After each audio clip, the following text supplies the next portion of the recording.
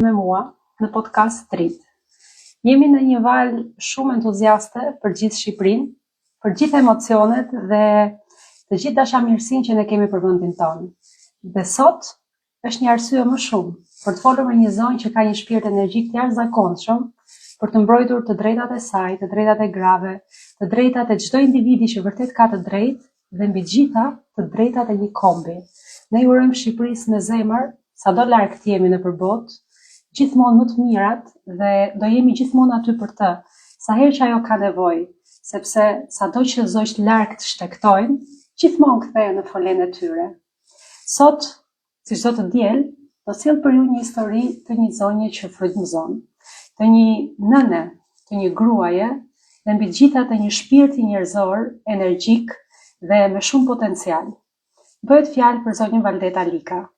Unë e kam edhe emocion, po dhe shumë kënaqësi, sepse përtej dashamirësisë që unë kam për çdo njeri që përpiqet, mundohet, arrin në jetë, unë e kam dhe mike zemre, e njoh prej vitesh dhe ndjesitë e saj kam përjetuar si ndjesitë e mia. Sot, për të marrë më shumë energji pozitive, për të marrë më shumë njohuri dhe mirësi nga drita që Vali mban në shpirtin e saj, e ftoj në lidhje live.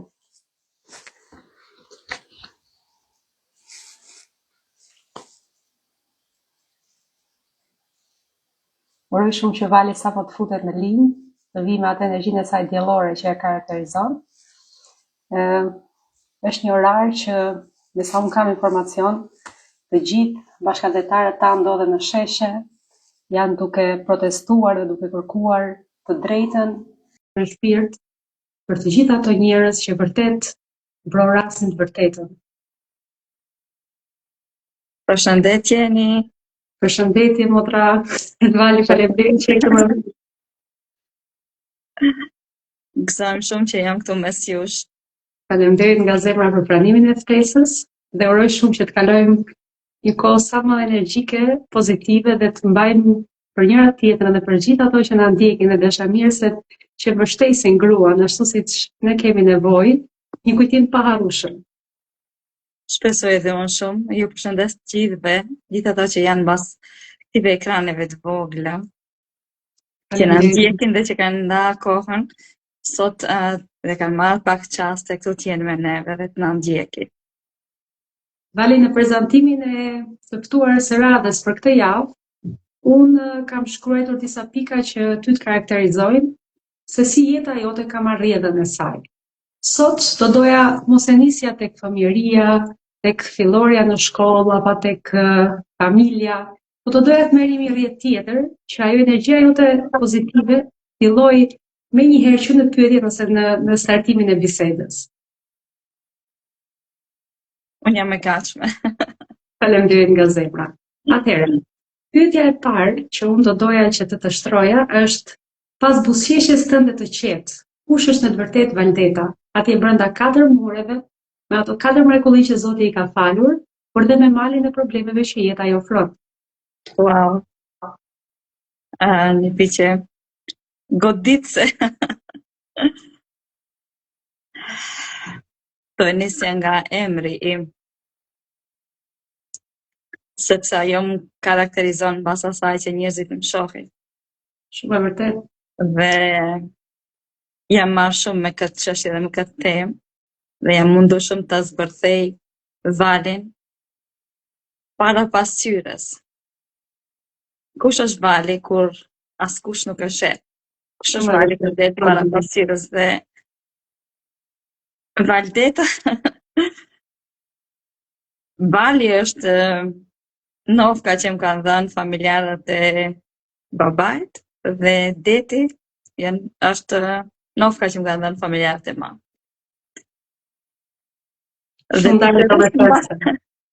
Pikërisht mbas meje qëndron Vali edhe deti. Di natyra komplet ndryshe njëra nga tjetra që në kohën e fundit kam punu shumë ta bëj atë individualizm, ti bashkoj bashk Valin edhe detin.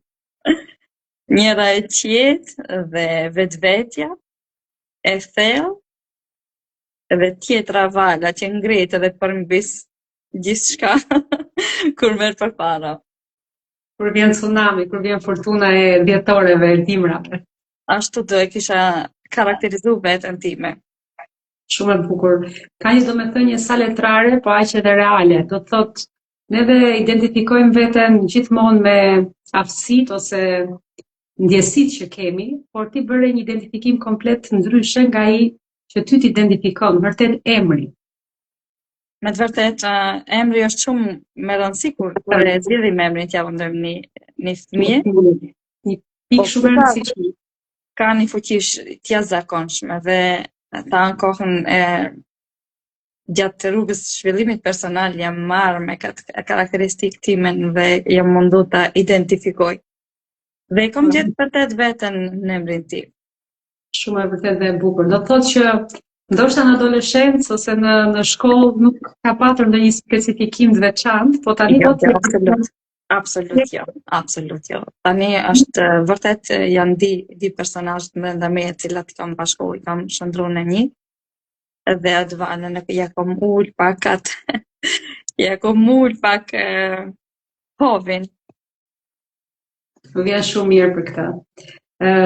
Nëse do ktheheshe pas në kohë, në atë kohën kur ishte periudha jote kulmore e jetës, siç themi ne, adoleshenca, ose periudha kur njeriu ka të gjithë botën e saj në duar, siç mendojnë adoleshentët, por me këtë mendjen që Vali flet sot me mua.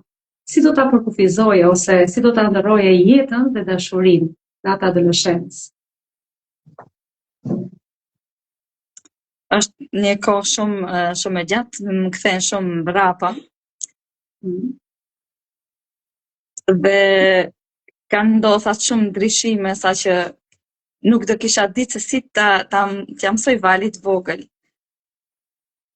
Se çfarë mund të jetë dashuria dhe është koha e fëmijërisë, cilën e lëm me atë Valin e vogël ashtu siç ka qenë. Ose nuk e kuptova pyetjen tamam. Me thënë, të ktheheshe me këtë formimin psikologjik, emocional dhe vetë-zhvillues që ke sot, në periudhën më kulmore të jetës tënde, ajo e adoleshencës, dhe si e përkufizoje ose do ta mendoje atëherë jetën dhe dashurinë. Sepse kemi shumë ndoshta vajza të reja, ose pse jo nëna që i kanë fëmijët adoleshentë sot. Ama është, si themi neve, sot jam 18 vjeç apo 20 vjeç dhe jeta më të re. Është pak absurde me këtë moshë t'japësh përkufizimin dashurisë asaj moshe, sepse ajo moshe don përvojën. Dhe dashuria është shumë e bukur. Është reale sepse në atë kohë ti mendon se çfarë fluturohet hahet. Okej. Dhe ndoshta edhe e shef si grack. Mirë, po është reale.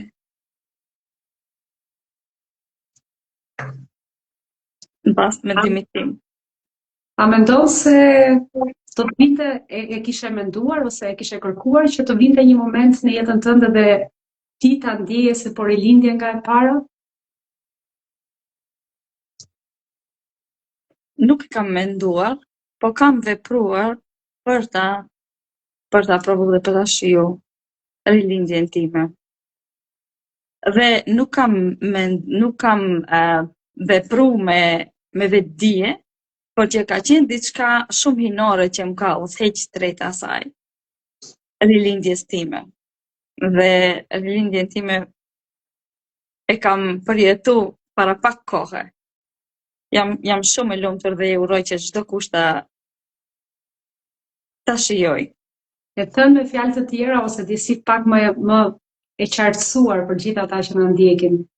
Si e ke përjetuar? Çfarë duhet bëj një njeri që të arrijë ta përjetojë atë rilindjen e shpirtit?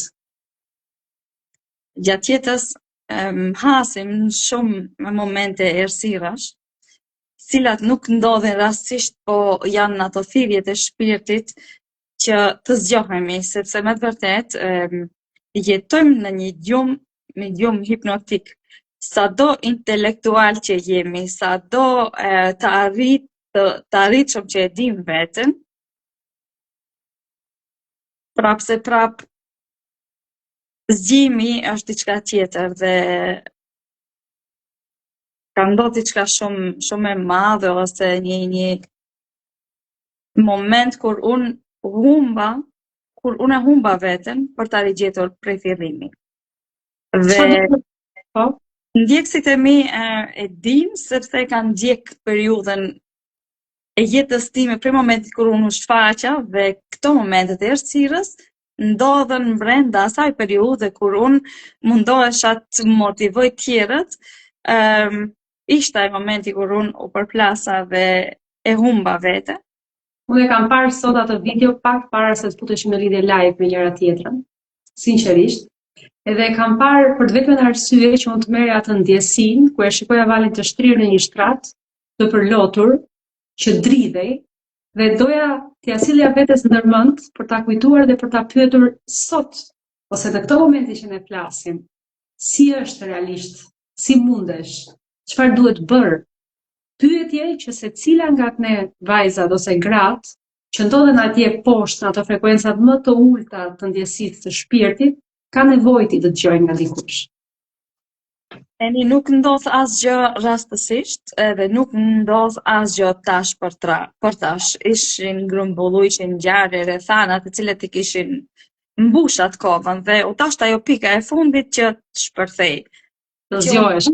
Që të vinë në atë situatë, të jem në atë pikë aq të ulët, në atë errësirë ku çdo gjë që për mua deri në atë kohë ishte duk aq stabile dhe aq e sigurt, erdhi ai momenti kur gjithçka në këmbët e mia kërsiti dhe unë më nuk kisha ku të mbahem. Dhe pikërisht aty ishte edhe vendepunkti thon gjermanët, ishte pika e kthimit. Ishte pika e kthimit ku unë fillova ta rigjej vetveten dhe ti bëj bashk prap trupin, shpirtin edhe mendjen, sepse shumë gjatë kohë kisha vrapu mbas gjanave të kalumes. E kuptoj. Shumë qëndrojmë në ego dhe identifikohemi me gjanat që i kemi bën të kaluarën, me profesionet që i kemi ushtruar të kaluarën. Mbas nacionalitetit ose çdo gjë që ne e kemi pas në mendjen tonë dhe jemi fiksuar drejt asaj. Do me thënë, ti po do të thuash që jam mësuese biologjie, jam nënë 3 fëmijëve, jam një besimtare e devotshme, jam një vajzë tetove, gjitha këto janë identifikime. Eni këtu bën një gabim, këtu. Unë jam vajzë Gostivari. Gostivari. Me vërtet kam kalu. Jam rrit në Tetov, kam gjithmonë në Tetov, dhe prandaj në Kosovë, po. Jam rrit edhe në Tetov. Nuk vajzën e saj. Kam kalu pjesën më të bukur, me të thonë, me vetë vështirë tjetës time në Tetov, por unë jam vajzë e Gostivarit dhe kretë këto role të cilat ti i përmende deri tash, kretë janë role të cilat ne i mbajmë me mbi supet tona dhe fatkeqësisht identifikohemi me këto role.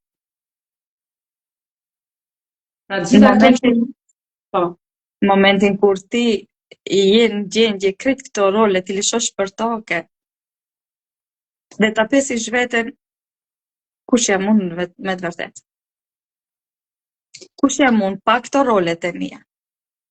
Për ta kuptuar më mirë se si Vali arriti deri te kjo pyetja, unë dua të kthejmë pak në realitetin jetësor, në atë rrjedhën që ka marrë jeta juaj, e jotja si Val, por dhe 3 fëmijëve, kur të gjithë ne dim sa vështirë është të largohesh nga Gostivari, apo nga Tetova, apo nga vendi yt mëm, dhe të paketosh gjithçka në një valixhe dhe të drejtohesh drejt një vendi ku për ty është enigëm.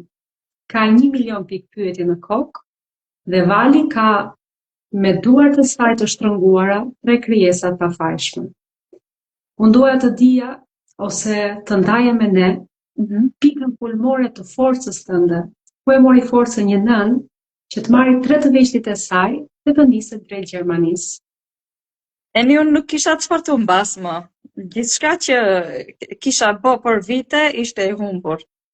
Në ato kohë ishte lidhja ime martesore ishte marrë fund dhe unë gjendesha në një tunel, po e kërkoja dritën dhe vendimi për të ardhur në Gjermani ka qenë shumë i matur, kam qenë shumë e sigurt se çfarë dua, sepse unë më nuk dëshiroj asnjë ditë të kaloj aty ku jam, dhe duke marrë parasysh se në atë kohë kam qenë e punësuar si mësuese në një si arsimtare në një shkollë fillore, dhe duke marrë parasysh se ato të ardhurat që unë i kisha, nuk ishin të ardhurat që më mundsonin të jetoj në atë vend ku isha, ndaj i grumbullova forcat dhe mora kuferin, mora fëmijët dhe dola. Ishte një vendim që unë e kisha më të mirë, ndoshta një vit, 2 vite dhe ishte një zgjedhja ime. Dhe nuk kisha pikpyetjet e mia ishin vargje gjatë gjithë asaj kohës kur unë e matja hapin se ku mund të më dalë. Edhe në këtë kohë fatmirësisht nuk e kam lënë veten të jem pre e mendimeve të huaja, sepse këtë njerëzit që dishin që unë bëj gjuhën, mësoj gjermanishten me qëllim për të dalë në Gjermani, këtë kishin atë rabin ose kishin atë sarkazmin, ato ndjenjat, ato buzëqeshje tendencioze, bone gjuhën se do dalësh diku. Por asnjë moment, sepse edhe familjarët më kanë këshillu, familjarë që kanë jetuar jashtë, më kanë këshillu, më kanë dhënë sugjerime të tjera, për asnjë moment unë nuk u tundova që të bishoj në vendimin që e kisha marrë. Edhe ndoshta ajo siguria, ajo vendosmëria ime ka pru deri te ishte një qëllim i cili mande u realizu. Edhe ja arrita qëllimit. I mora fëmijë dhe erdha në Gjermani. Fillimi ka qenë shumë i vështirë, sepse nuk kam pas njerëz të cilët këtu më kanë përkrah. Nuk kam pas njerëz të njohur, nuk kam pas familjar, mirë po, kam pas Zotin me vete dhe besimin shumë të fortë që Zoti ishte ai që ma dha idenë, Zoti ishte ai që ma hapi rrugën edhe është ai që do më dalë Zot gjithka, kudo që të jem. Dhe me këtë besim gjithmonë kam ecë përpara. Mashallah, mbien shumë mirë për këtë. Mirë po, të gjithë ne e dimë që pas asaj buzëqeshje, pas forcës që duhet tregojmë para fëmijëve, para guximit në një shtet të ri me njerëz të ri që na rrethojnë ose me përgjegjësi komplet të reja, nëse jemi mësuar me aq shumë rregulla asnjëra nga ne në vendin tonë. Ka patur net realisht kur Vali ndjej e dërmuar shpirtërisht, emocionalisht dhe qante në heshtje për gjithë atë që jeta po i ofronte në ato momente? Kam qarë edhe kam qarë. Nëse e mendoj atë periudhë, është shumë interesante, sepse kur fillon të thellohesh, i ndan gjonat, i ndan shapin prej sheqerit, kam qarë në Gjermani, po kam qarë edhe në Maqedoni, dhe tash ka dallim shumë qaja nga zhgënjimi, nga dështimi, nga ngjarjet dhe rrethanat që më vishin, dhe ishte një qarë e pavetdijshme. Qaja se ndjesha e mërzit dhe zhgënjime, po kur erdha këtu, qaja se si ja pas kam leju vetes që të më vije puna deri këtu. Qasha me vetdije. Ku e lejova veten të vi? Kam qenë autentike, nuk jam mundu ta më shef, nuk jam paraqit me fëmijët, para fëmijëve, mami e buzëqeshur e lumtur dhe natën kam qarë. Kur më shqaj, kam qarë. Më kanë pa fëmijët edhe të qarë, më kanë pa fëmijët edhe të luj, po, mbasi kam marrë Gjermani, jam mundu më mos qaj, se s'kam pas marrësi e për qaj, sepse kom gjej veten se kam marrë me një vend të bekum, e ndjej unë, tani mos e ndajnë mendimin personat tjerë, po unë e kam gjej veten të bekum në momentin që kam marrë, sepse unë kam thi krejt ato akullnajet që i kisha pas rreth meje, mentalitetit, me mendimet e tjerëve, si kisha jetu, edhe qaja kur lodhesha shumë, prej punës qaja dhe njerë kur kisha nevojë të më ndihmoj dikush dhe nuk isha askënd, po nuk qaja mos e isha e zhgënjime. Të qajash kur dikush të lëndon, shumë do me thënë se kush të mashtron, kur dikush të vjedh, të trafton, ku ta dijum, këta janë kretë cilësi një person që mund t'i ketë, ajo është shumë më e rëndë, mendoj unë. Jo, shumë e bukur. Realisht edhe unë fillova tani të mendoj këtë që vërtet njeriu çan, po duhet vërtet të analizohet edhe ai lot që del. Ai është lot rrishtimi, është lot lodheje, apo është lot pikëllimi. Dhe ka shumë domethënie edhe kjo është vërtet pikë shumë e fortë për të mbështetur dhe për të reflektuar. Pra ne vërtet lam gjithçka dhe erdhëm aty ku ndiheshim jo shumë të aftë si vendasit, apo të lodhur nga puna që fillimisht duhet secili nga ne të bëj. Jo të gjithë kanë ardhur dhe ja kanë startuar aty ku e kanë lënë në vendin e vet. Jo. Por kjo është një qarje që të ngre, jo një qarje që të rënon. Kjo është kulmi që ne duhet të cilësojmë dhe të themi apo jo. Askush nuk na e kishte shtruar te pikun e kuqe dhe hajde ju e keni gati. Kemi lanë profesionet, kemi lanë punën që kemi dashur, që kemi investuar. Kemi marrë komplet një profesion tjetër. Punën nuk është se e kemi bë me shumë dëshirë të madhe, po e kemi pas se është patjetër. Dhe kanë kalu vite derisa e kemi fut këmbën prap në para ato sistemet e punës cilën kemi dashur ta ushtrojmë. Janë sakrifica këto cilat nuk harrohen edhe lën gjurmë personalitetin të secilës nga ne, absolutisht. Nëse do të fokusoheshim tek vali si fëmijë, si adoleshente, si grua, nën, edhe deri në kohën që flasim sot. Kush ka qenë pika ku ti e mendon se ka qenë momenti ose çasti më kritik, më i vështirë i jetës tënde? Unë mendoj se tash jam çastin më kritik. Mendoj se tash jam çastin më kritik. Edhe kur duke të mësuar, ti e mendon që është kritike për të jetuar. Jo, jeni tani unë i kam 4 pubertierë dhe 4 adoleshenta me motor. Absolutisht. Tani më duket e analizojsha një ditë, tash kur kam marrë në Gjermani, kisha fëmijë të vegjël, nuk kishim asnjëri, kam dorës të mbledh me xhana, po shkonte diçish, nuk ishin brengat prap kaq të mëdha, tash është ajo brenga ku shkojnë fëmijët, me ka shoqënojnë fëmijët, çfarë rrugë do marrin, çfarë drejtimi jeta do i sjell, edhe mendoj se është një periudhë pakas brengoste, por që kam pas momente të errta. Momenti i ndarjes nuk ka qenë i lehtë, momenti i shkputjes prej migrimi nuk ka qenë i lehtë, fëmijëria.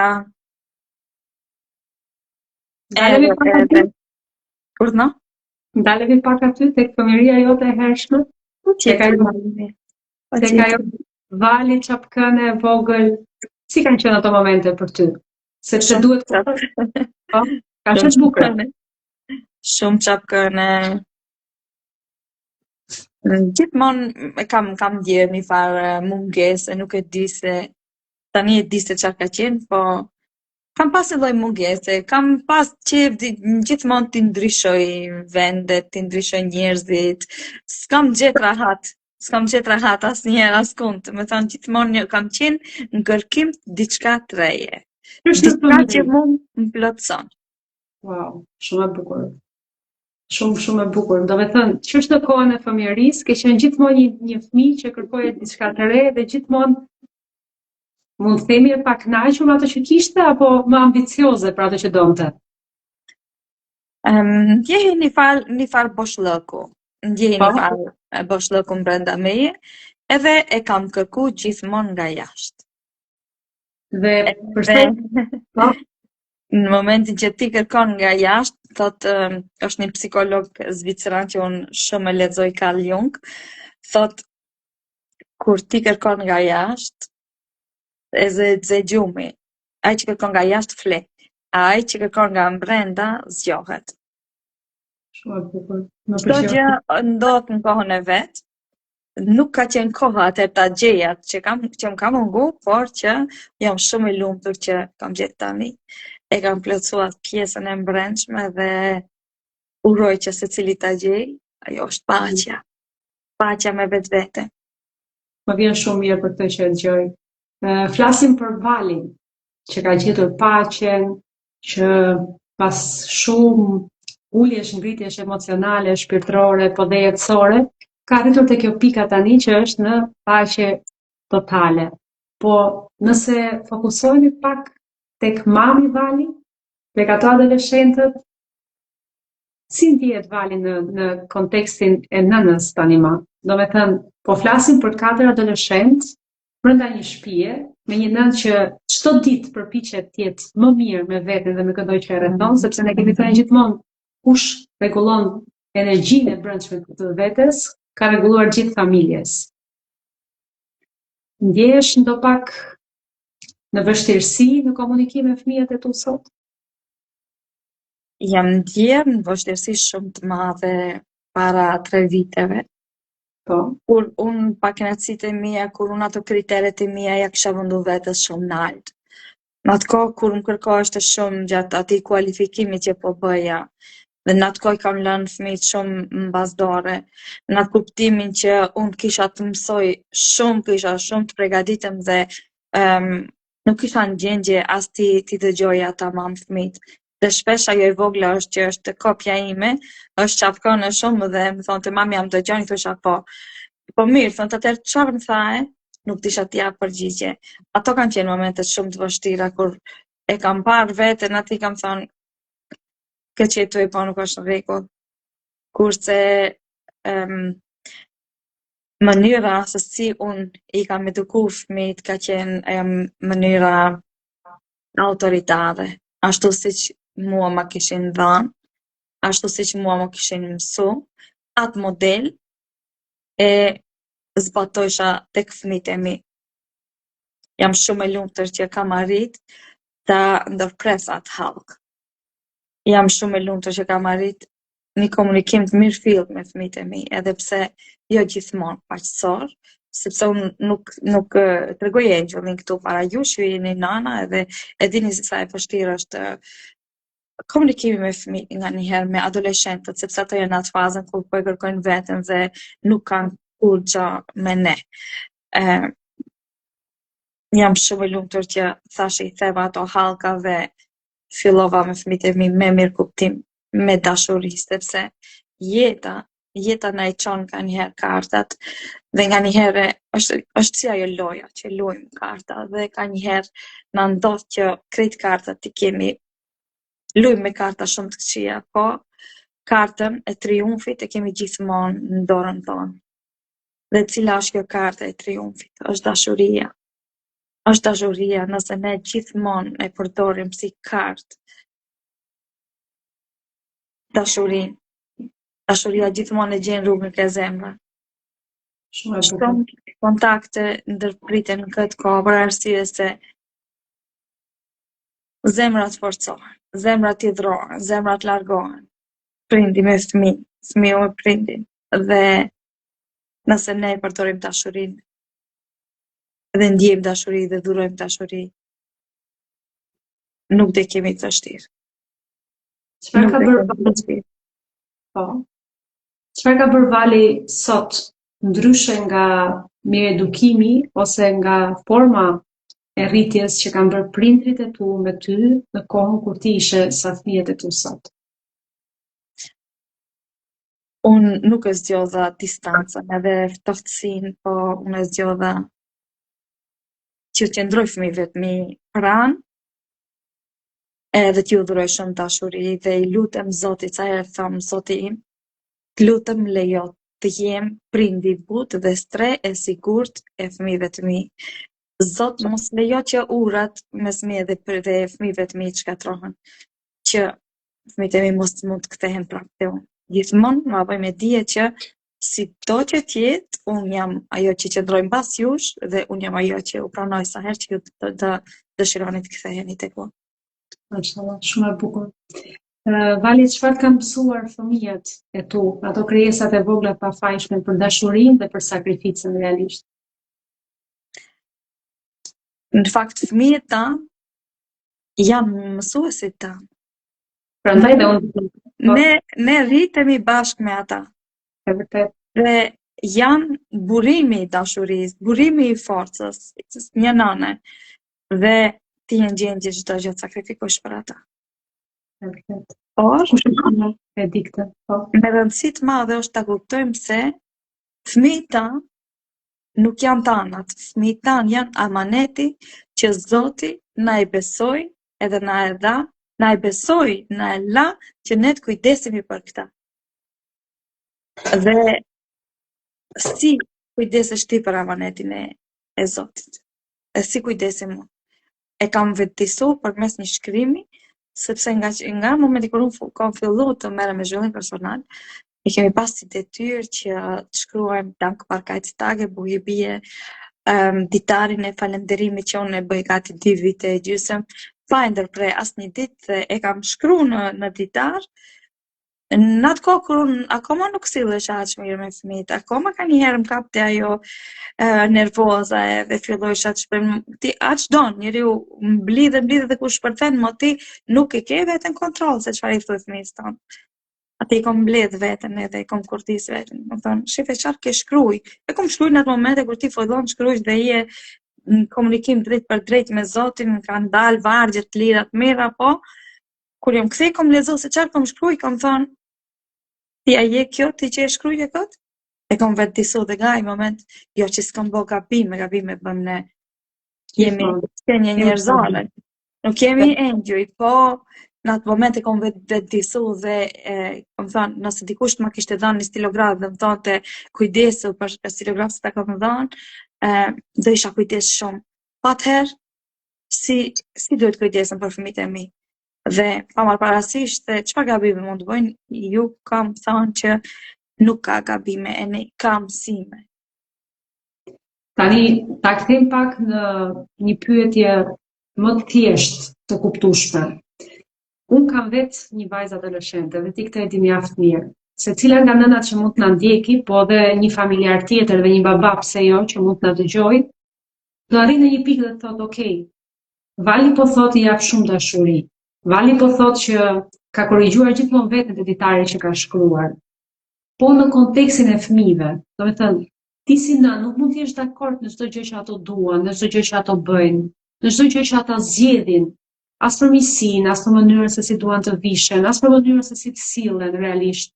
Se ata nuk janë kopja jona, ne këtë e dim mjaft mirë, sado që ne përpiqemi dhe duam që ata të jenë më të mirët e mundshëm. Ndoshta vetëm nëna ose babai është ai që do fëmijët i shikojnë akoma më mirë se vetja. Po në raste kur kjo gjë nuk ndodh, si duhet të jetë komunikimi i prindit me një fëmijë, qoftë fëmijë të vogël, po dhe adoleshent, pse jo? Kush është pika që dashuria të mos humbasi, ata të jenë vetëdijshëm dhe ta kuptojnë që shiko, përtej kritikës mami vazhdon më do, po dhe kush duhet të jetë gjuha e komunikimit me këta fëmijë realisht.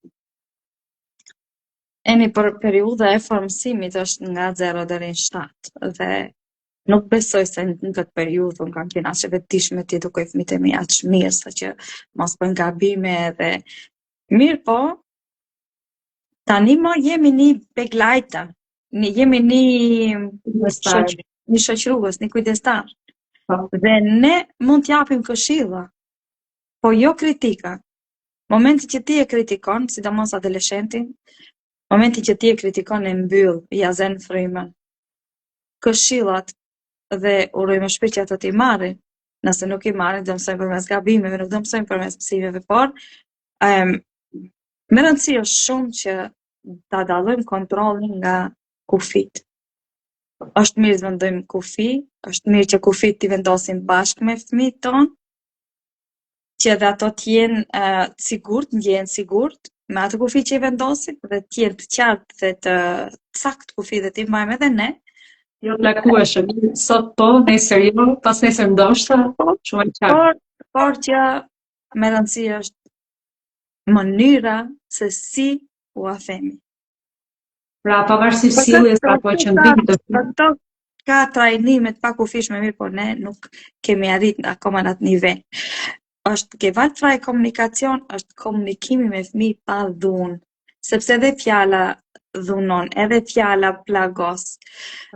Me rëndësi është që ne ta kuptojmë cila është bedurfnes, cila është nevoja e fëmijës, çfarë ka nevojë, pse ai fëmijë e bën atë veprim që e bën, cili është cila është ajo nevoja që qëndron mbas atij veprimi.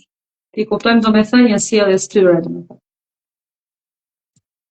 Mandej, unë lutem Zotit dhe i them që unë nuk jam me aftë i ruaj më ata, sepse ata nuk janë më 7, 8, 6 kur i kisha në dorë. Sa më shumë që rriten, aq më shumë ato fillojnë fluturojnë, i hapin krahët, thëm Zot ruaj ti se unë tani jam e pafuqishme për t'i ruaj ata. Jam fryti i zemrës tonë edhe unë e kërkoj mbrojtjen e Zotit gjithmonë. Ndryshe. Vjen shumë mirë për këtë sepse lutja e nënës është ajo që vërtet e kupton dhe i shtran është ata që edhe nuk kthehet mbrapsht. Edhe nuk kthehet mbrapsht, shumë e vërtet. Unë lutem me shpirt që ata fëmijë të bëhen krenari për ty, po të bëhen edhe qytetar të denj pas gjithë sakrificës që nëna e tyre ka bërë dhe shembulli më i mirë që çdo nën mundonte për fëmijën e saj. Amin o Zot, krejt nana duan që fëmijët t'i kenë të mirë të parët, po ne do të jemi në gjendje t'i pranojmë edhe ato të parët nga fundi. Ne do të jemi në gjendje t'i pranojmë edhe kur fëmijët nuk i përmbushin pritshmëritë tona. Absolutisht. Si tha ai, e pyetën sorrën tha kush është zogu më i bukur, dhe ajo tha imi. Normal. Kur është edhe me fëmijët tanë, absolut. Me këtë thënie kaq të këndshme, unë do doja të kaloja në një tjetër stat të jetës ose në një tjetër pikë, kur Vali u largua dhe erdhi në Gjermani, mbylli atje një karrierë si mësuese në vendin e saj, por bashkë me fëmijët, tu erdhi një tjetër sakrificë që Vali duhet vazhdonte të bënte.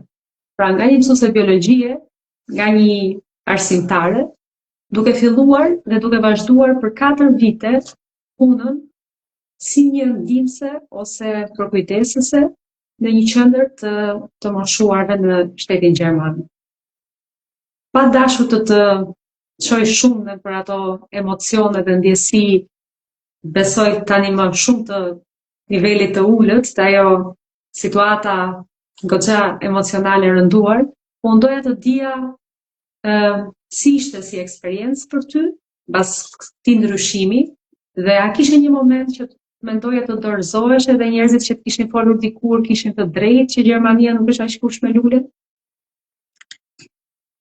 Tani unë thash edhe pak më herët se vendimin unë e morë dhe isha shumë e vetëdijshme se çfarë të punoj, sepse ishte kanali i vetëm përmes të cilit unë do vija në Gjermani dhe me nivelin e gjuhës cilën e kisha me betdysh, do punoja vetëm këtë punë për momentin. Qëllimin duke pas gjithmonë që të ecë më lart. Ka qenë shumë e vështirë ajo pjesa që nuk kuptoheshim me kolegat, me kolektivin dhe është shumë e zhvillumi këtë dukuria këtu kur vin të rrit, shfrytëzohen shumë.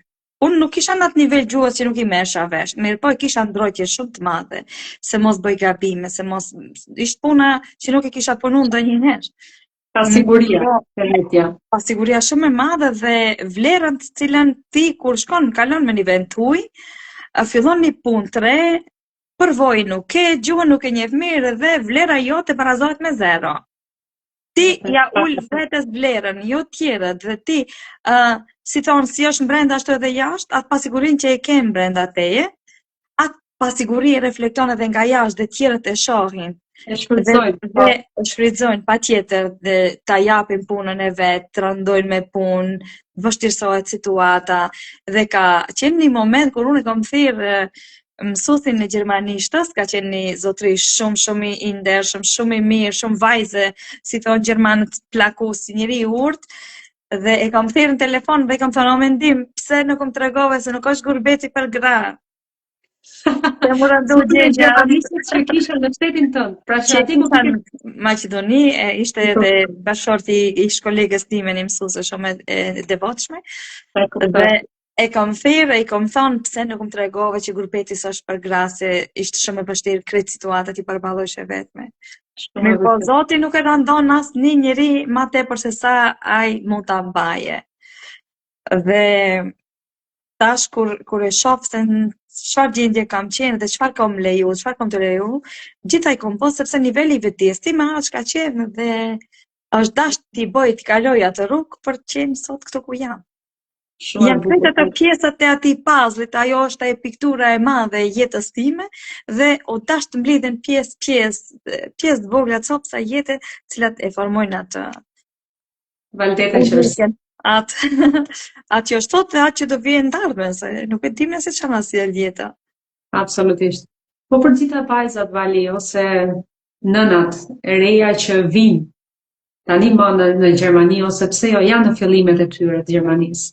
Kush do ishte këshilla jote e zemrës ose ajo drita që do doje t'i jepje, që ato të mos e humbin atë besimin tek vetja ose mund të ndjehen sikur e kanë humbur tani më për gjitha këto pika që ne përmendëm, një punë e vështirë, një staf ku të shfrytëzojnë, ti ndjesh më shumë se një fëmijë i vogël në komunikimin e gjuhës dhe çdo gjë të duket e pamundur. Kush është Chelsea për të ecur përpara në një shtet të huaj? Kush është Chelsea? Cila fjala është fjala e pankura? Ikra, lexo, mëso, informohu, mos rrimeni vet. Mos rrimeni vet. Pa gjuhë nuk depërton askund. Gjuha është Chelsea.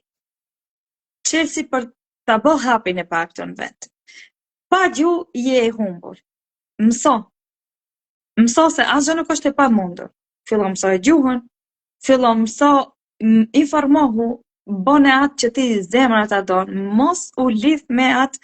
Unë nga që e kom bë vetë këtë gabim, që jam gjatë kohë, ose egoja ime ishtë gjatë kohë, mbas asaj unë jam mësuse. Edhe do t'jem mësuse, mos unë gjitni mas Pejt një shpirtin, se shpirti e din të vërtetën, shpirti e din dhe e gjej rrugën e vetë, mos e ngjani egon, jem mësuse, duhet patjetër të jesh mësuse. Derisa erdh puna të jem mësuse, ikën 7 vite. Para mendo brenda ative 7 viteve, nëse unë do i kisha menduar me kohë, i kisha bërë dhe një studim tjetër. Ndoshta do isha diku shumë më mirë, po jam këtu ku jam dhe jam falënderuese, po do ju lutesh akretëve e para mëso gjuhën, sepse kur momenti që ofrohet një punë sipas truse, një punë bekeraj për këtë ata që kanë paqetër si unë që erdha vet, po, mirë po asaj që jepet mundësia që burri punon dhe siguron kafshatën e bukës, bëni kursin, bëni gjuhën, mëso, zhvillohu përpara. Mos e le veten t'jesh si ke qenë në vendet tona, sepse këtu është vendi i mundësive, është vendi i shansit, ke mundësi të zhvillohesh. Shkollimi jot nuk ka ndërprej atje ku e mbarove universitetin. Mësimi nuk ka fund. Çdo ditë mëson diçka të re, çdo ditë pasurohesh. Për diçka më të bukur e më të mrekullueshme se mësime nuk ka, se informacionet e reja. Çdo ditë pasurohesh, i vendon vetes vlera. Inshallah, shumë e vërtet. Dhe çfarë kam mësuar realisht Valdeta nga emigrimi, që nuk do mund ta mësoje nëse do isha akoma në vendin tënd? Vetbesimin. Okej, shumë e vërtet. Aftësia e vet me t'ja dalë çdo situate, sepse u mësova çdo dyert trokas, u mësova të flas, e ngrita zanin, e kërkoj drejtën time, kudo që t'jem, nuk frigem, nuk kam androjtjen se çfarë do thonë këta mbas shpinës time. Edhe më e rëndësishmja që kam mësu është ti ndëgjoj njerëzit kur flasin deri në fund. Ta kem durimin, ti ndëgjoj deri në fund. Po t'isha me ndim nuk e di atë e kisha mësu, sepse krejt foli me një kohë, edhe nuk merrem i vesh. Nuk jam drejt flase, unë do të flas. Për gjithë ne mendojmë se kemi ardhur në emigrim të diplomuar, por realisht këtu kemi kuptuar se emigrimi është një diplomë vete. Shumë e vërtet. Është shumë e vërtet e përjetuar nga shpirti dhe nga unë, dhe nga gjitha ato përtime porove, të gjitha ne besoj kemi përjetuar dhe i kemi arritur si cilësi tek vetja, sepse kemi ardhur nga vende ku na është ushqyer gjithmonë miku i filanit, e bia e kollanit, kjo zyra është shumë kollaj për të arritur, edhe të gjitha këto, kur vinë këtu njerëzit e kuptojnë që nuk u dashka vetëm miku, leku edhe posti, por po të kesh guximin tek vetja, atë vetbesimin që Vali ka mësuar, që të gjithë ne po na mëson jeta, ti mundesh të trokasësh pa ndroje në çdo derë. Kudo ku kërkon ti të arrish, nëse e gjen guximin mundesh, ajo derë hapet. Shumë e vërtet. Po ne dorëzohemi shpejt. Ne dorëzohemi shpejt, 2 herë, 3 herë, 100 herë, 1000 herë. Rëndësishme është që trokasim. Që ti mos largohesh nga ati ku don ti t'jesh, derisa të hapet ajo derë. Shumë e vërtetë. Është një kalitje, jemi kalit. E vërtet. Ndalemi tek një pikë tjetër që është sa emocionale, e këndshme, por dhe shumë interesante për gjithë ata që na ndjekin. Një nënë me 3 fëmijë që pas kaq shumë sakrificash, peripecish, pasigurisht tek vetja, fillon të lulëzoj një tjetër ndjesi emocionale shpirtërore. Fillon të kuptoj se ka ardhur momenti që jetën e saj ta ndajë bashkë me një partner të ri, dhe tani më te një shtetas si Gjermani. Si ishin ato emocione, ndjesi? Ishte një surprizë, nuk ishte asgjë e përgatitur.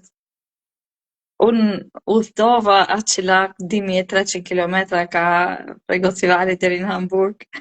Dhe për të ardhur pikërisht për të qenë fqinje e i personit me cilin unë ndaj jetën.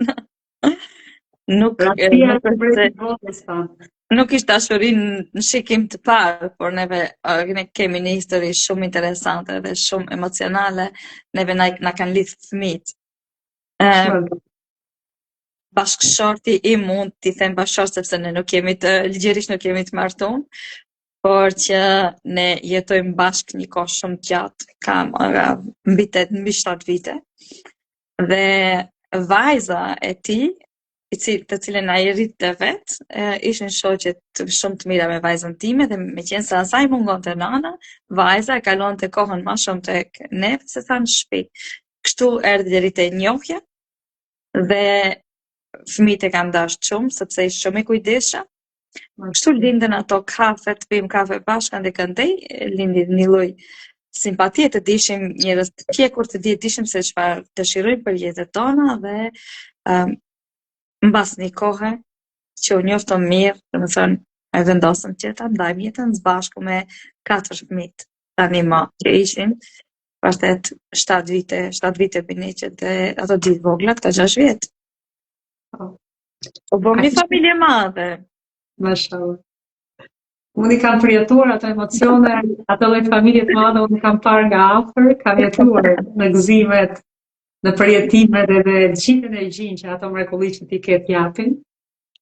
Por unë doja të dija tek Vali personalisht. A ishte e frikshme, ndjeshe e pasigurt të besonte përsëri? Besoj se në atë kohë ishte e kam ndje atë energjinë e atij personi, e kam ndje atë sinqeritetin e atij personi dhe nuk është se e kam fillu lidhjen me një pasiguri ose me një frikë. Përsëri në këtë vendim kam qenë e sigurt, e vetmja pengesë që në atë kohë që më ndeu rit më shumë, po e vetmja pengesë në atë kohë ishte që ai nuk i përkiste religionit tim dhe ishin ato dyshimet e mëdha se çfarë jam të po, ma ndikon psia, ajo kjo krejt ishin gjana që cilat me kalimin e kohës u rritën dhe nuk u zvogluan se dyshimet në veten time që jam të bë mëkat të madh ishin të mëdha. Mirë po faleminderit Zotit me kalimin e kohës, me pjekurinë time, me atë rritjen e nivelit tim të vetdijes, unë e kam parasysh që para Zotit jemi gjithë njëjtë. Dhe po të kishte dashur Zoti, do na bënte krejtve musliman, dhe po të kishte dashur Zoti, na bënte krejtve një ngjyrë. Unë e kam liru veten, me të vërtet gjatë kësaj rrugës time, unë kam thyer shumë kode, të cilat i kisha pas në botën time, kam thyer shumë kode dhe vërtet e kam thyer dhe këtë kodin se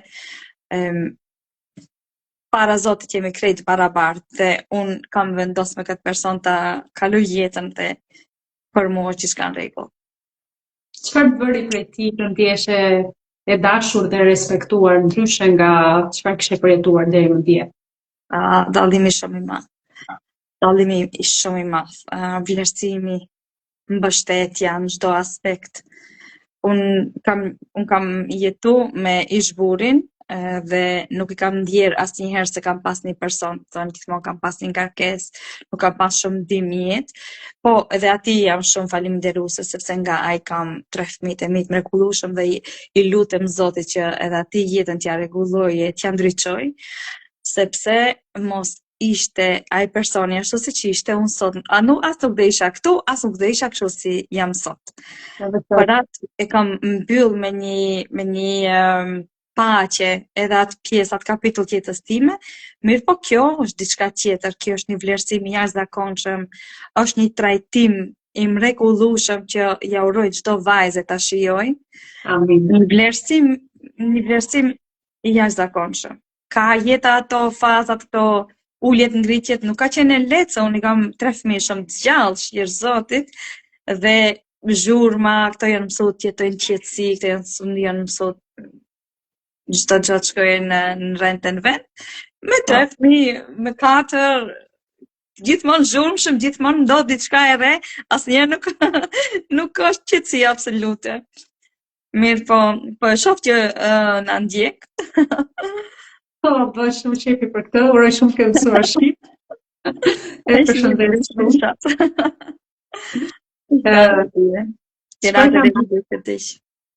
Çfarë ka ndryshuar realisht tek Vali, aspektin e saj emocional, shpirtëror, që në momentin që ai person hyri në jetën tënde? Edhe kjo është shumë magjike dhe shumë madhështore, sepse duke parë modelin e meshkujve në familjen time, në rrethinë, në pollokën përgjithësi, kisha të bindjet e mia që gjithë meshkujt janë të shiqe, gjithë meshkujt janë të vrashë, që gjithë meshkujt nuk i respektojnë femrat.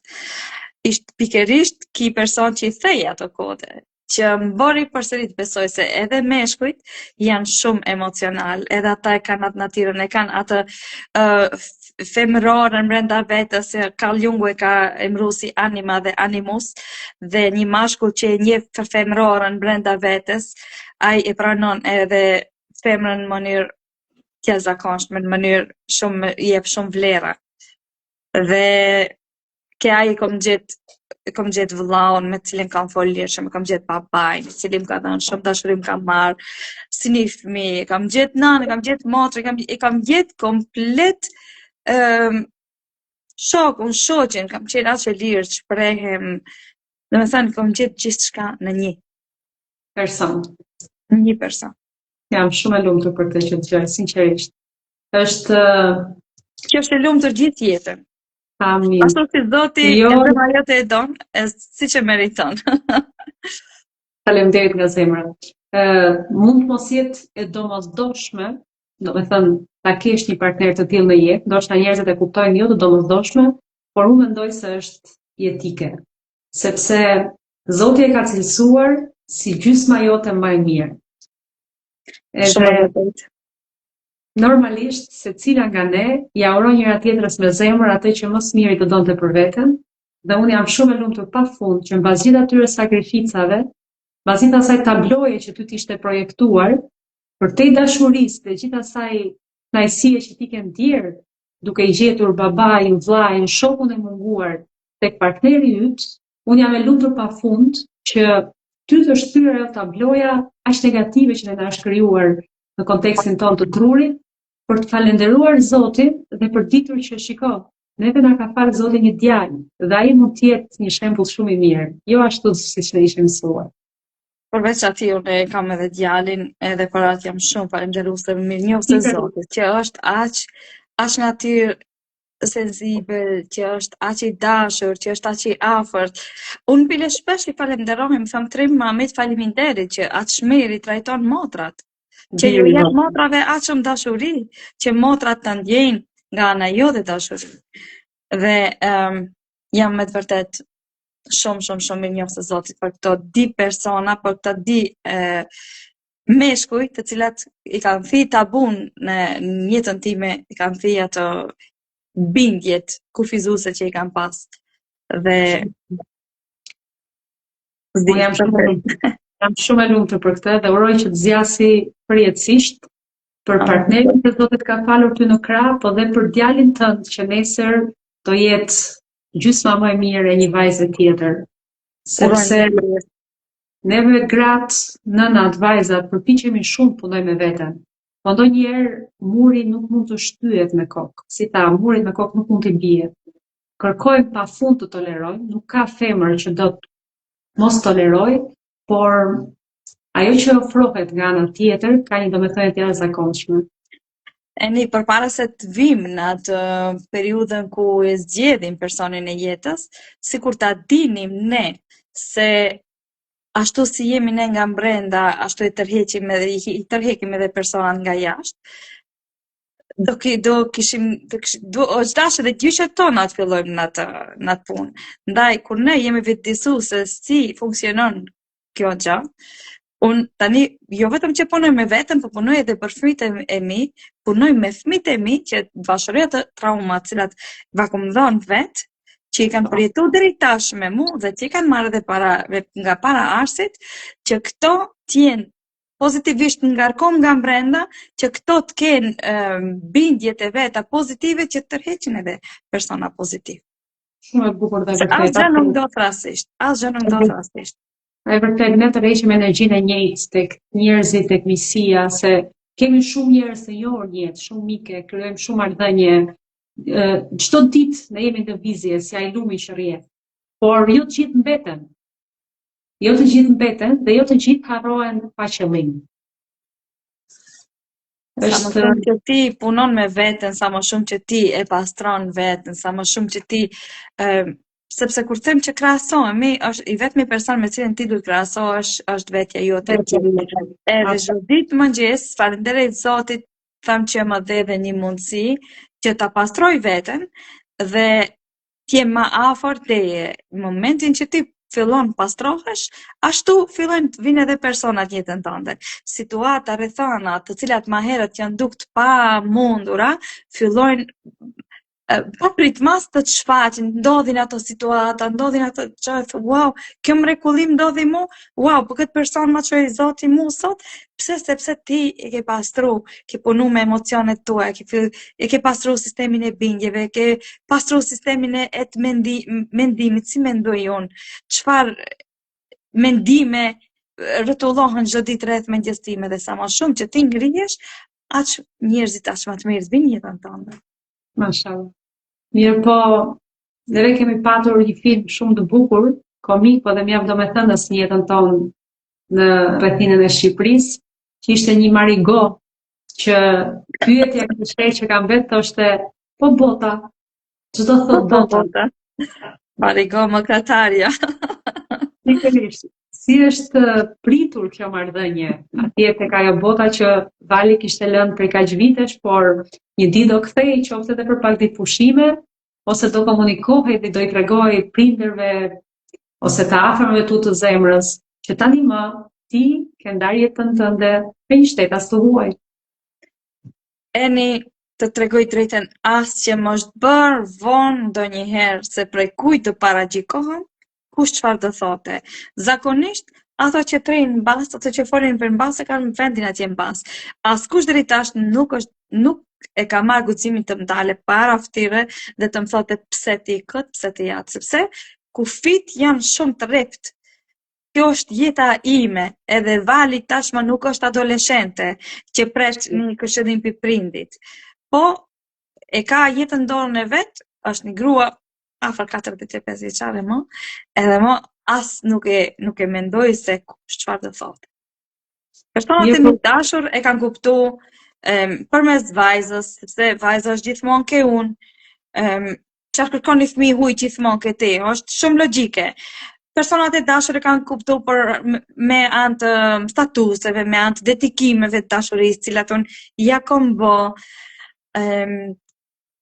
Pushime nuk ka dëshirë të vije, akoma tash nuk ka dëshirë të vije, po tani që e kam blej shtëpinë time, edhe do vije, pse jo, kush është i gatshëm ta pranoj Valin me burin gjerman, janë të mirë se ardhur kush Bërë nuk një i gacha, jashtë derëve të mia mund të bëjnë çfarë do. I kam pastru këtë punën e paragjykimeve me kohë.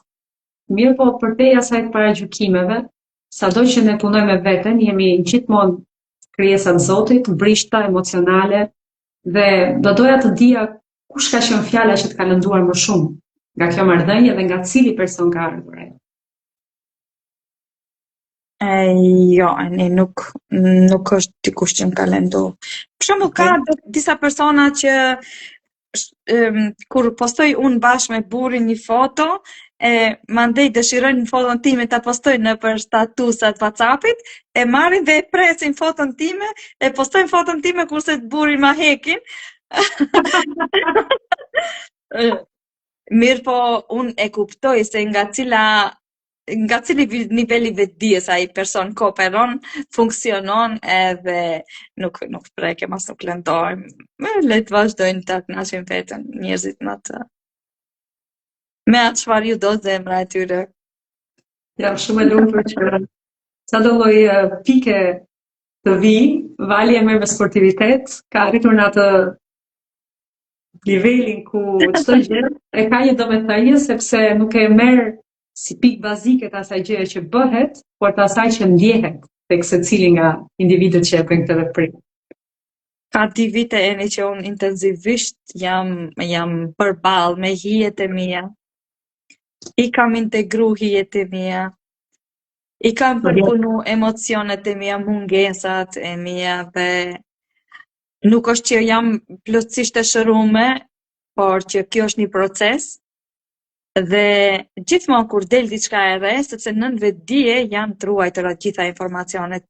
Prej nga periudha kur ne kemi filluar të mbajmë mend, po gjithmonë kur nën vetdija shfaq diçka të re, i tham, faleminderit, pas ka qenë edhe kjo e pas kam harruar, nuk e pas kam mendu që do më shfaqet. Ulem, i jap kohë emocionit, e pranoj edhe tham tash vazhdojmë ato tje. Se qëllimin e kam dikon tjetër. Jam shumë e lumtur për këtë pjesë. Që punon për gjithmonë o Zot. Një tjetër pikë shumë e rëndësishme, por që do të ishte edhe një këshill shumë e domosdoshme për gjithë vajzat ose gratë që na ndjekin, është që ju erdhët e diplomuar në Gjermani, por nuk ju mjaftoi dhe nuk u ndalet vetëm në atë diplomë. Si ishte krahasimi i Valit nga ana e literaturës, por dhe nga ana asaj që shkollat të ofrojnë tani më, nga fakulteti në shtetin tënd, në një fakultet në Gjermani. Pra, kush është këshilla? Është aq vërtet aq e vështirë për te gjuhës. Nuk krahasohemi te diploma. Flasim nëse një individ ka arritur një nivel të duhur për të vazhduar studimet. Duhet hedhur ky hap, ja vlen të kesh një tjetër shkollë në një shtet të ri ku ti tani më je akomoduar për të jetuar? Patjetër që çdo njera duhet ta hedhë hapin, sepse asgjë nuk ka të pamundshme. Para se ta hedhësh hapin, do kisha dashur që ta pyesësh veten. Është kjo puna që unë me të vërtet dua ta bëj, apo është kjo ajo që unë vi me këtë diplome dhe më duhet patjetër të jem këtu? Ballafaqime të rrepta normal në punë do ketë, sepse e para është ajo xhelozia, që wow, ka ardhur për dikon tjetër dhe do të na zërvonte këtu ku jemi. Do të jetë këtu barabar me ne, do shikosh gjithmonë me atsirin në çmues edhe kodin e mësuesve e thedha eni. O sa e lumtur jam sepse unë i vendosha mësueset me një, i thonë këto gjermanët vendojnë me një bodest, bën hyjnore mësuesja.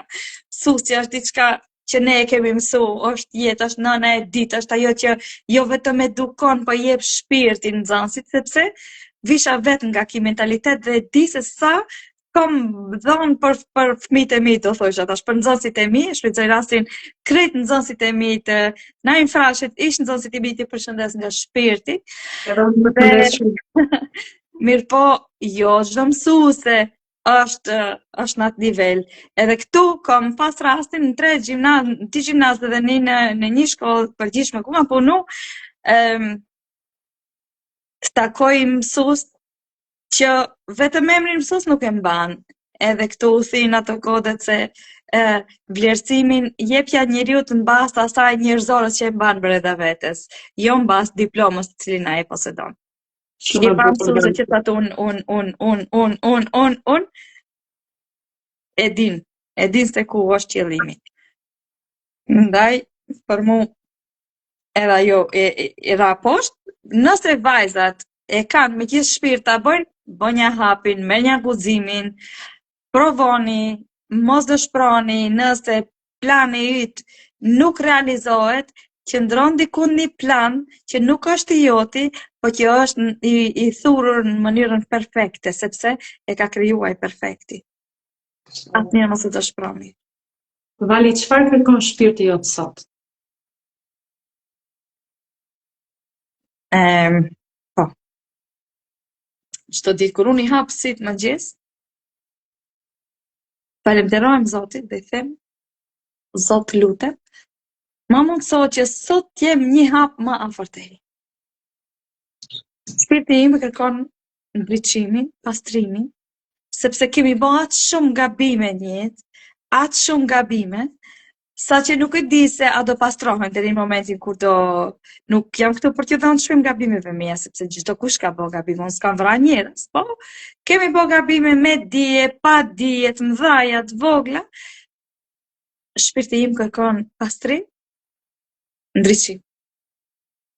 Edhe çdo ditë t'jem sa më afër Zotit. Kjo është dëshira, edhe është, të më thonë, është ai që shpirti im çdo ditë e kërkon. Fillojmë me shpirt që deri në frymën e fundit shpirti yt ta gjej këtë. Aminos Zot. Dhe çfarë është lumturia sot për ty? Lumturia nuk ka një definicion. Është aftësia për ta gjetë këto momente të lumtura në gjëra të vogla. Për mu lumturia është kur unë dal jashtë, kam mbjell një trandafil para 6 viteve kur kemi ardhur. Unë kur e shoh atë trandafilin tim që ka çel atë shumë lule se duhet ta postoj që ta shihni, hapet zemra, është lumturi. Është e lulja që ma dhuron burri çdo javë është lumturi. Ajo maca ime që vjen të pas meje dhe pret diçka prej meje, është lumturi kështu, është aftësia ta gjejsh veten në për gjëra të vogla. Shumë e bukur. Edhe pa pritshmëri shumë të mëdha. Pa pritshmëri hiç nëse ka mundësi.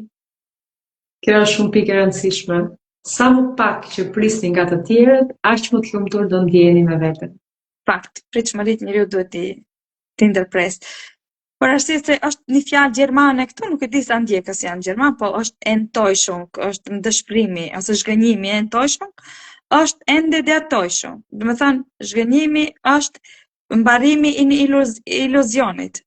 Përderisa ti ke pritshmëri, ti jeton në iluzionin se ajo duhet realizohet. Mirë, po është një iluzion i joti, dhe në momentin që pritshmëria jote nuk plotësohet, ti je i dëshpëruar. Në fakt nuk ka dëshpëruar personi tjetër, po të ka dëshpëruar pritshmëria jote. Shumë e bukur. Për te gjitha këtyre pikave kaq të rëndësishme, dhe që tani edhe vetë ne që i dëgjuam, e kuptojmë që janë një gjendje shumë paqësore brenda teje. Çfarë po përpiqesh të shohësh ende sot në ditën që ne flasim?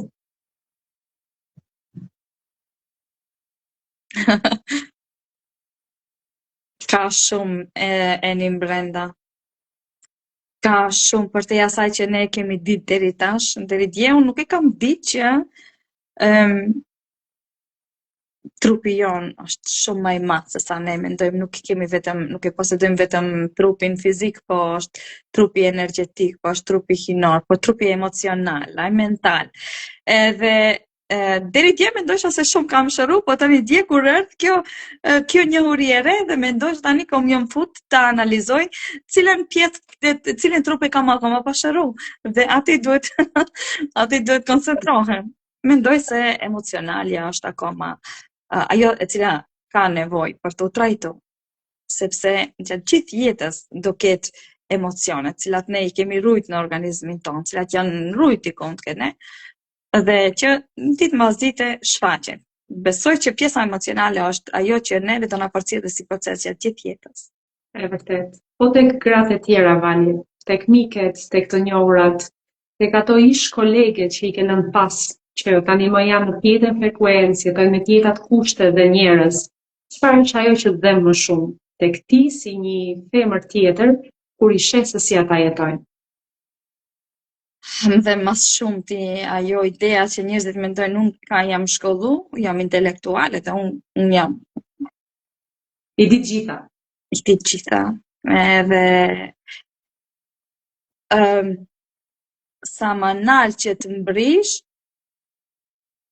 aq më shumë duhet t'ju shërbesh njerëzit që janë më poshtë. Ne gjithë jemi shërbyes dhe në Kur'an është shkruan që do sprovohet I forti me të dobtin. Do me thonë, në momentin që ti ke mbri, je dikush, në momentin që ti, në çfarë do statusi që ke mbri, ti duhet kthehesh dhe ti shërbesh atij tjetrit. Ti ndihmosh atij tjetrit, kudo në çfarë do gjendje që je. Dhe këtë e shoh pak si shumë të varfër këtë pjesë e shoh ke njerëzit që akoma dhe janë akoma shumë në atë qullin e helmin që është kriju si më thënë është kriju ai brumi dhe krejt janë brenda atij brumit. Më thënë akoma bëhet shumë helm, akoma flitet shumë njëri për tjetrin, akoma shumë mendime negative për njëri tjetrin, ajo gjerë, ajo fryma e trashëguar brez pas brezi, vazhdon akoma. Po, është një lloj smire, është një lloj që pse ka ki unë mos kem, kja marrë ti, ta bëj ki, dhe më thënë, shumë gjanat që për mu sot janë absurde, të mos zot, a ka mundësi që akoma këtë kohë njerëzit janë këtë gjendje. Shumë e vërtet dhe e dimshme, sinqerisht. E mendoj që njeriu çdo sa më tepër që mplaket, sa më tepër që hin në moshën e, domethënë në pjekuri, duhet ta di që arsyeja pse jemi këtu është për ta evoluar shpirtin, për ta pastruar shpirtin. Përse disa njerëz nuk ju bie asnjëherë ndërmend dhe vazhdojnë ta helmojnë veten edhe të tjerët. Mirë po, I mbetet çdo kujt në dorën e vet se si vendos të jetojë edhe çfarë ai mendon të veprojë. Po përsa I përket vetbesimit, pse mendon se shumë gra, ende dhe sot që ne flasim së bashku, nuk arrin të vetbesojnë tek vetja? Pse nuk kanë vetbesim? Shoh tani që jam në kursin e nënave, në kursin e grave dhe kam një kurs jashtëzakonisht të madh, sepse nuk ju them mos hajdeni dhe diku 20 gra janë prezente dhe janë gra më shumë të Maqedonisë. Dhe në momentin që unë filloj ju flas për pjesën e emocioneve, nuk flasim vetëm për gjuhën, e shoh se sa siklet janë gratë dhe e shoh se nuk e marrin guximin të flasin, se kanë moment që ai flet, mendon çfarë do thonë këto tjerat. Është paragjikimi, është pjesë e dobët e jona, të cilën na i kanë dhënë për momentin kur kemi lind. Ashtu siç na e dhën faj, ashtu siç na janë dhënë disa karakteristika tjera, ashtu na është dhënë pjesa e paragjikimit. Edhe këto gra normal se si fëmijë nuk kanë guxu të flasin, si vajza të reja, mos fol se të shkojshin der të huj, kur kanë shkuar nuse e kem shel gojen se nuk e pas më është marrë, edhe asnjëherë nuk vazhdon e drejta se si do shpërthejnë ato sot direkt, edhe do e marrin drejtën të folin edhe do krijojnë vetbesim. Vetbesimi krijohet shkallë, duke ndjej momente suksesi, duke qenë I dashur për atë çfarë e tha, duke thënë, duke u duar trokit pe ative që, domethënë, duke të përkrah tjerët që I ke rreth teje. Nëse ta në jetën asnjëherë nuk kanë përjetuar diçka të bukur, ato njerëz nuk krijojnë asnjëherë vetbesim, po ti shofish janë disa nga ato gra të cilat më shohin dritë syrit edhe e shohin se sa I kuptoj e ndjejnë atë dashurinë time, ndjejnë atë afërsinë time, ndjejnë se si shprehen atëherë, edhe me sa dashuri të afrohen, është e pabesueshme. Mendon se mundën ato ta ndryshojnë tani më jetën e tyre? Realisht, është ndonjëherë vonë për të ndryshuar, për të arritur tek ajo përmirësimi dhe vetdashuria? Sipas neuroshkencës, truri jonë është plastik dhe çdo ditë ndryshon. Çdo ditë mund të ndryshojë, nëse ne punojmë për ta ndryshuar. Mirë po, e para është të vathesh bindjet se nuk bëhet, nuk ndryshon. Edhe e dita për të ndryshuar duhet ta kesh besimin tënd të fortë se çdo gjë ndryshon. Edhe ne realitetin jemi formësues, Zoti na e dha drejtën neve të vendosim, vetë të zgjedhim, na dha drejtën vetë vendosje.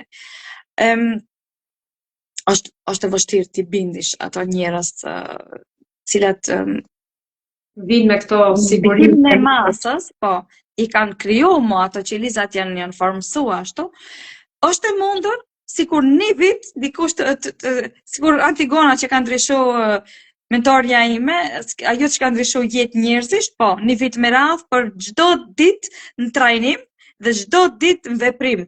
Atëherë është e mundur, po. Po veç me fjalë nuk ndryshon kur gjë. Me vepra. Për sa i përket përmendë një emër mentoreje, po Valdetja vet.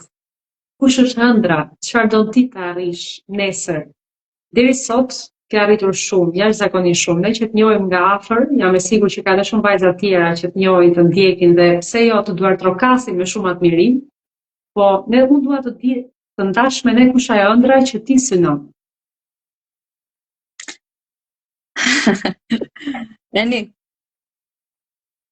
Valdeta sot është një mentore e certifikume, pasi që kam bërë një studim 6 mujor këtu, jam mentore jetësore dhe mentale dhe menaxhim të stresit dhe të parandalim burnoutit dhe trajnues e komunikacionit, sepse në këtë paketën në cilën nuk kam studiu ka pas shumë gjana brenda.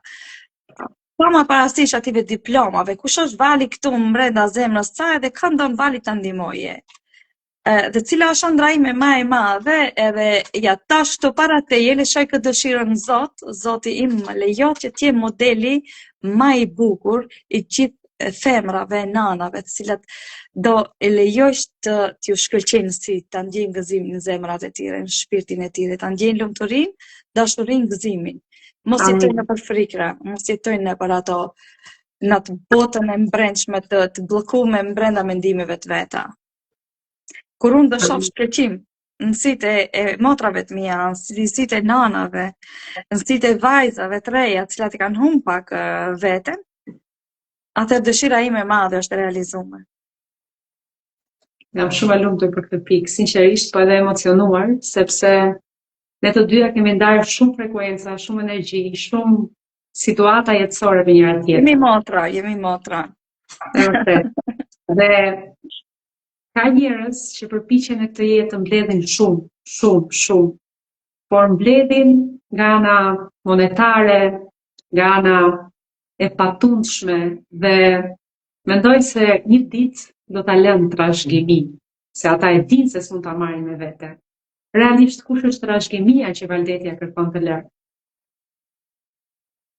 Janë veprat, përveç veprave kur gjam, janë veprat e mira, janë punët e mira, është emri i cili, janë jetët e ndryshume, sepse nuk ka gjë më të mirë se kur të zgjohesh mëngjes dhe lexon një mesazh të Zotit të është këta, se unë ndjem kështu, jam i lumtur, ka ndodhur kjo në jetën time, domethënë nuk ka kur të urojnë gratë, nuk ka gjë më të mirë dhe më sta kënaq shpirtin. Pasuri më të madhe nuk besoj se ka. Pasuri më të madhe se pasuria shpirtërore nuk ka, dhe pasuria që ti investon në veten tënde. Vali, si do të shëroje ose kushto ishte pika më kulmore e lumturisë tënde, se si do doje të të kujtonin nesër ose një të ardhme të largët fëmijët e tu? Si një dritë, si një person i dashur që gjithka nga shkonte, shpërndante vetëm pozitivitet. Si burim dashurie, burim mirësie. Nëse sot që ne po flasim, vetëm për një moment, ti e di se si bëhet meditimi ose ajo kthimi jon atje ku ne duam të shërojmë, Vali kthehet dhe shikon veten e saj me 3 fëmijët për dore dhe niset drejt atij rrugëtimi që ne folëm së bashku në fillim. Kushto ishte ajo ndjesi emocionale që ti jep sot, me këtë vetbesim, me këtë paqe që ti ke krijuar në shpirt, dhe cila do ishte këshilla jote për gjithë ato nëna që e kanë të pamundur tani më jetesën atje ku janë, ashtu siç ti mund ta kesh patur dhe shumë të nëna tjera, neve e dimi, ato jemi realiste, që shumë gra vazhdojnë dhe jetojnë dhe durojnë keqazi, vetëm se mendojnë se nuk ka zgjidhje. Unë iki, po nuk kam se ku.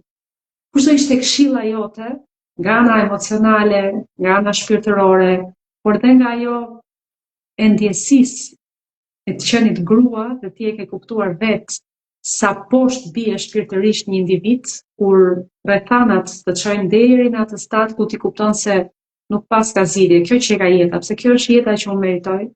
Kush është këshilla jote që do të jepje për të kuptuar se shiko, unë e kam provuar atë ndjesi dikur, dhe sot, kur ti ndodhesh në këtë pikë, unë dua të të them se. I përmendëm shumë pika deri tash, mirë po. Ajo që unë do i thoja, ngrije kokën dhe ec përpara. Sepse ti mund të kesh, dhe mund të jesh, dhe mund të bëhesh ajo që ti dëshiron ta bësh veten tënde. Dhe është diçka që ndodh.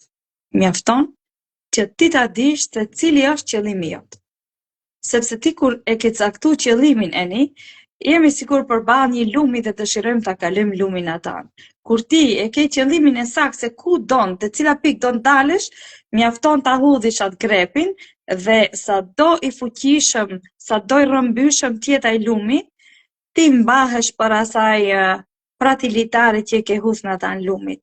Litari, grepin atan lumit janë qëllimet tona. Kurse kur ti jeton jetën pa qëllime, ti dëshiron ta kalojsh lumin, do i futesh lumit. Mirë po, a do dalish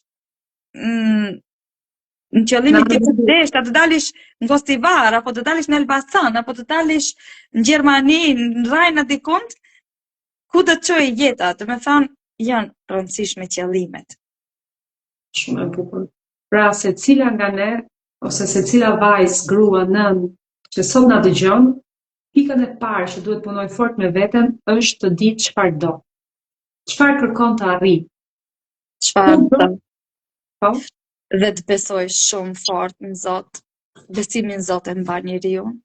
Besoj shumë në Zot dhe besoj që atë që do të realizohet. Kjo është manifestim. Manifestimi nuk është ndryshe. Është dëshirosh dhe ta besosh me krejt fuqinë e shpirtit tënd se do realizohet. Inshallah. Kemi kaluar më shumë se 1 orë e 20 minuta së bashku. Unë do doja të rija gjithë natën, se nuk kam të ngrohur bisedën me ty, dhe uroj shumë dhe manifestoj me shpirt, e lutem Zotit takohemi sa më shpejt. Patjetër. Por do doja që për gjithë ato vajza, gra dhe nëna që të ndjekin dhe të dëgjojnë sot, e kanë cilësuar këtë podcast dhe e ka marrë guximin, atë qëllimin që unë do doja ishte ky, që zërin e Valdetës nëpërmjet zërit të Enit ose pyetjeve të Enit ta dëgjonin mijëra, qindra gra. Pse jo dhe fëmijët e vegjël që sot janë duart e atyre nënave që ndoshta janë përlotur, emocionuar nga këshillat e tua. Një të nesërme nëpër kanalin e YouTube-it që tani më virtualiteti po thyen çdo tabu dhe është bërë aq i përhapur, kur ta dëgjoj Valin, unë do doja të dija kush është drita, ashtu siç e kam cilësuar këtë podcast. Kush është ajo që Vali ja jep si dritë nga shpirti i saj çdo shpirti tjetër që është në rritje, në lulëzim, në punim me veten, ose në përpjekje për të jetuar më mirë. Duaj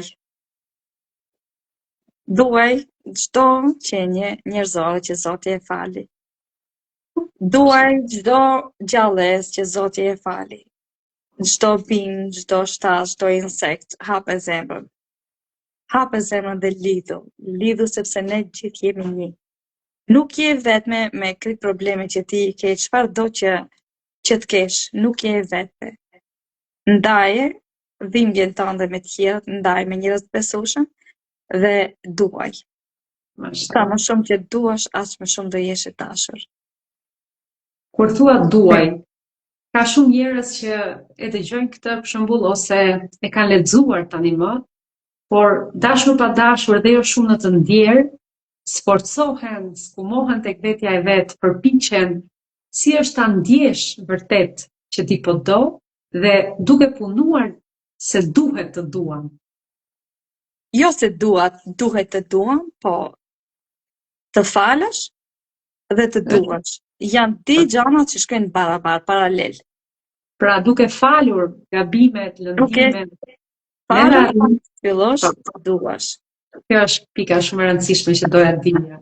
Pra, nëse Zoti thotë, ne themi Zoti është falës e do faljen, të gjithë ne duhet përpiqemi tek vetja jonë të punojmë që të bëhemi falës, i falim të tjerët që edhe ne Zotit na fal. Po kur Zoti fal, kush jemi ne mos falim? Sepse ne nuk falim sepse dikush e ka merituar t'ja falim, po falim se në momentin që kemi falë, kemi nxjerrë nga vetja jonë dhe nuk harrojmë atë një pikë energjie për atë që kemi brenda sepse kemi nxjerrë jashtë. Mashallah, shumë e bukur dhe vërtet. Do kisha dashur shumë ta përmbyllim këtë me një lutje, cilën unë sepse shumë njerëz që i futen zhvillimit personal, kalojnë ego dhe zhvillojnë egon dhe nuk janë të di se çfarë janë të bëjnë. Unë shumë shpesh i lutem Zotit tam, Zotit gjithdijshëm, i plot fuqishëm. Edhe kur të harroj të të kujtoj, të lutem më mbaj në dashurinë dhe në dritën tënde. Dhe kur egoja ime fillon të rritet, lutem Zot, mos më le të veproj nga egoja, po nga zemra. Dhe i thash edhe më herët, nëse ne e përdorim kartën e triumfit, nëse e përdorim dashurinë, do gjejmë rrugën për te zemra dhe rruga e zemrës asnjëherë nuk është e gabuar, sepse aty banon dikush që është madhështor. Mashallah, jam shumë e lumtur për këtë këshill kaq të madhe dhe këtë energji kaq pozitive që na fale. Uroj të këndon energji pozitive. Kam marrë se lexuari komentet, kam kërkuar që ndoshta dikush që na ndjek sot ka një pyetje specifike për sa i përket temës apo dhe vet valit, dhe po lexoj kemi një Ana, një dritë Ane që thotë erdhi drita. Përshëndetje Bruna. Përshëndetje Rovena. Rovena na ndjek, jemi lidhur nga njëra tjetra nga një grup shumë i madh dhe i përshëndet gjitha gocat e grupit. Përshëndetje Adriana. Elda, ju përshëndes syje, faleminderit Elda. Mashallah, shumë e vërtet. Jeni të mrekullueshme të dyja, Bona. Kjo është detyra më e vështirë në edukim, të bëjmë kufi, ka thënë Kuta. Faleminderit për komentin. Jem mrekullueshme për ndjekjen, faleminderit për kohën që ndajtat. Ti e mrekullueshme jem, lexoj një mesazh tjetër. Nuk e dëgjova? Ti e mrekullia jem, ka shkruar besoj një vajzë që është në kontakt vazhdueshëm me ty. Unë besoj se krejt vajza, se edhe në Instagramin tim krejt vajza janë. Edhe në timin gjithashtu, po kemi një djalë që ka shkruar Vali plus Eni, është arritur shumë e madhe. Dashuria ime. Ai vërtet. Sherin e përshëndesim shumë. Po, Sherin përshëndesim. Faleminderit Zotit që na dha mundësinë me një Vali me një shpirt të bardhë. Është një tjetër koment. Përshëndetje Angelida, Silva. Është mirëmbrëma vajza, sa të mira jeni, ma zbukuruat mbrëmjen. Faleminderit nga zemra dhe juve ne. Ju përshëndes shumë, qofshit femrat më të lumtura në botë, respekt nga Mimo. Përshëndetje dhe faleminderit nga zemra. Vali, kemi ardhur në fund, jemi në atë minutazhin ku ne duhet përshëndetemi, por unë uroj shumë që gjithë njerëzit që të kanë ndjekur sot dhe do vazhdojnë të ndjekin, pse jo, në rrugtimin tënd, që të marrin nga energjia jote pozitive, të marrin nga këshillat e tua kaq të vëra, por mbi të gjitha nga i besimi unik që ty të karakterizon në zemrën tënde, pavarësisht dallëve që të ka dhënë jeta. Faleminderit shumë, Eni. Uroj që ky podcast dhe këto podcaste që ti i bën, edhe nëse duken sot që është një hap shumë i vogël, ti nuk do e dish se çfarë do të shohësh mbas një viti. Mos u dëshpëro, edhe nëse ke 5 ndjekës, edhe nëse në live janë 13 njerëz, asnjëherë mos jetë asnjëherë një arsye për të qenë poshtë në energji ose për të dëshpëruar, sepse do të shohësh se çfarë do ndodh mbas një viti. Do të shohësh se çfarë do ndodh mbas 2 vitesh, por që puna jote do të jetë konstante. Ti po bën një punë të mrekullueshme, ti po sjell të shembuj të vajzave të cilat kanë bërë plot arritje, vajzat mrekullueshme, vajzat që janë shembull për nanat, për vajzat e reja që kanë qenë më përpara, që janë shembuj të udhëzuar. Vetëm vazhdo. unë e di që është punë shumë e lodhshme kjo që e bën ti, por që asnjëherë mos u ndalt energjia, asnjëherë mos u ndalt ndriçimi, gjithmonë qofshe para eventit. Amin, Sukseset amin, bashkë të gjitha. kur mos u ndalshin. Amin. Faleminderit nga zemra, është mbështetje, është patjetër një shtysë shumë e madhe për të vazhduar, kur jo vetëm prania e secilës nga ju, çdo javë që unë kërkoj të nxjerr një dritë në pa nëpërmjet këtij podcasti, por unë jam shumë e lumtur dhe falenderoj Zotin që më ka rrethuar me njerëz të këtillë energjie që duar trokasin sakrificën, përpjekjen, ndoshta siç the dhe vetë jo në ato nivele që mund bëhet një podcast, por arritja më e madhe në këtë jetë është që ti ta nisësh nga aty ku je, jo kur të arrish ato kushte që ti do doje. Atë që ke, aty ku je. Absolutisht. Dhe kjo është për të dyja ne që e dim rrugtimin e njëra tjetrës, vërtet një arritje. Dhe kush është e mbushur te shpirti i saj, dhe kush e ka arritur kënaqësinë me atë që bën tek vetja, nuk e ka problem se kush e duar troket, kush do ta përflas, apo kush do thot çfarë është duke bërë po humb kohën e saj dhe çfarë po fiton. Jo çdo gjë shkëmbehet ose transmetohet në fitim monetar. Ka shumë gjëra që fitohen shpirtërisht, ka shumë gjëra që fitohen emocionalisht, dhe ka shumë gjëra që fitohen në arritje lutjesh, ashtu siç theve ti. Dhe kur ne përçojmë këtë energji tek secila që na ndjek, ne kemi arritur fitimin tonë. Mandej nuk guxon të harrosh nëse edhe shiu kur fillon të bie, fillon pika. Po mandej vërshon, bëhet lumë, merr gjithçka përpara, bëhet rënim. Kështu që je në rrugën e duhur, veç vazhdo, veç suksesit uroj. Falenderoj nga zemra, falenderit për kohën tënde, për këshillat e vyera, për bisedën kaq të hapur dhe emocionale që na fale sot. Uroj shumë që ne të jemi motra shpirtit në të dyja botët, dhe pse jo, me të gjitha ato vajza dhe gra që e duan të bukurën, dhe duan forcën, sakrificën, dhe nuk lakmojnë për duar trokasin çdo përpjekje secilës nga ne.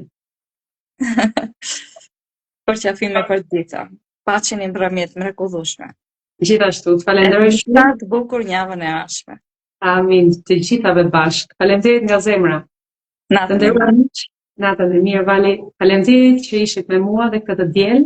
Uroj që të keni kaluar një kohë kaq të bukur dhe të keni marrë këshilla aq të domosdoshme dhe emocionale që Valdeta Lika ndau me ne. Bashkë shihemi të dielën e ardhshme. Nga Uneni Islami, natën e mirë.